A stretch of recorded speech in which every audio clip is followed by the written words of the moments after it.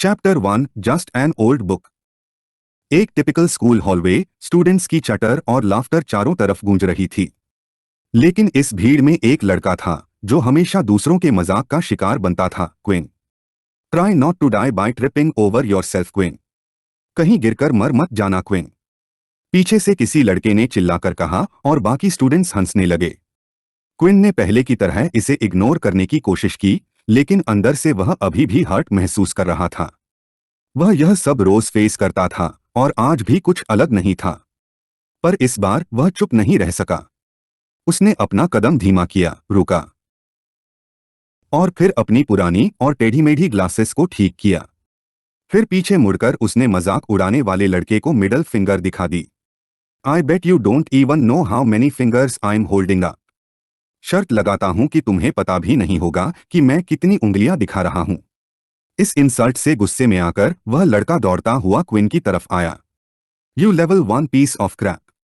कब समझ आएगा कि इस दुनिया में तुम्हारी कोई जगह नहीं है।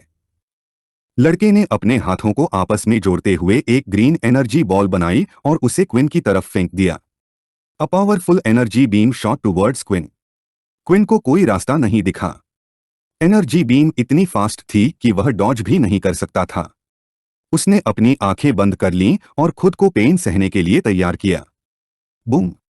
वह हवा में उछलकर दूर जाकर दीवार से टकराया। Are they fighting on the last day of school?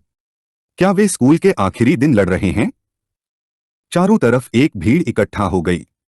एक लड़की दौड़कर क्विन की तरफ आई, लेकिन जैसे ही उसने देखा कि यह क्विन है, वह बिना कुछ कहे वापस चली गई।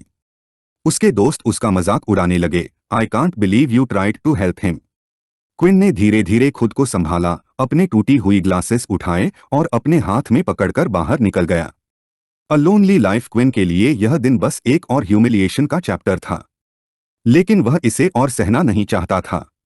जब बाकी स्टूडेंट्स आपस में गले मिल रहे थे, हंस रहे थे और फ्यूचर की बातें कर रहे थे, क्विन अकेले स्कूल से बाहर निकल गया। कोई उसे रोकने वाला नहीं था। वह वियर्ड किड था जिसे किसी ने कभी एक्सेप्ट नहीं किया।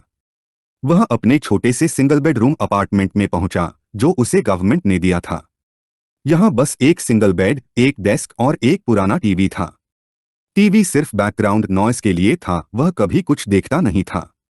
पर इस अपार्टमेंट में सबसे ज्यादा मिस्टेरियस चीज थी, एक पुरानी किताब। A strange blood coloured book. यह कोई नॉर्मल किताब नहीं थी। यह एक blood red coloured hard cover book थी, जिसके कवर पर दो स्कलाइट जॉबोन्स बने थे। क्विन को यह किताब उसके पेरेंट्स के मरने के बाद मिली थी। वह अब तक 112 तरीकों से इसे खोलने की कोशिश कर चुका था, जलाया, काटा, एसिड डाला, लेकिन यह इंडिस्ट्रक्टिबल थी। आज फिर उसने एक टेस्ट ट्यूब में हाइड्रोक्लोरिक एसिड लिया और उसमें धीरे धीरे एसिड डाला। Nothing happened. Damn it! Why won't you open? Quinn frustration में था। आखिर यह किताब इतनी जरूरी क्यों थी? उसके माँ बाप ने इसे क्यों छोड़ा था? वह अपने बेड पर लेट गया, टीवी चालू कर दिया। टीवी पर न्यूज चल रही थी। The peace treaty with the Dalek race is breaking. A war might begin soon. Dalek यह एक एलियन स्पीशीज थी जिन्होंने 30 साल पहले इंसानों पर हमला किया था। उनकी स्केल्ड स्किन और ड्रैगन लाइक टेल्स थी और उनकी स्ट्रेंथ इतनी ज्यादा थी कि इंसानों की बुलेट्स और टैंक्स तक बेकार हो गए थे। क्विन के माता पिता भी इस वॉर में मारे गए थे। फिर अचानक उसे अपनी टूटी हुई ग्लासेस याद आई। उसने उन्हें ठीक करने की कोशिश की, लेकिन ग्लासेस का लेंस टूटकर बिखर गया और एक खून की बूंद उस किताब पर गिर गई। The book awakens suddenly. The book started glowing. Quinn पीछे हट गया। बुक हवा में उड़ने लगी। उसके पेजेस अपने आप पलटने लगे। यह किसी अननोन लैंग्वेज में लिखा था, लेकिन क्विन उसे समझ सकता था। Congratulations, you have been granted the work. पर इससे पहले कि क्विन पूरा मैसेज सुन पाता, उसकी आंखें भारी होने लगीं और वह बेहोश होकर गिर पड़ा। अब आगे क्या होगा? यह किताब असल में क्या थी? क्विन को कौन सी पावर मिली? यह व का मतलब क्या था? Stay tuned for the next episode.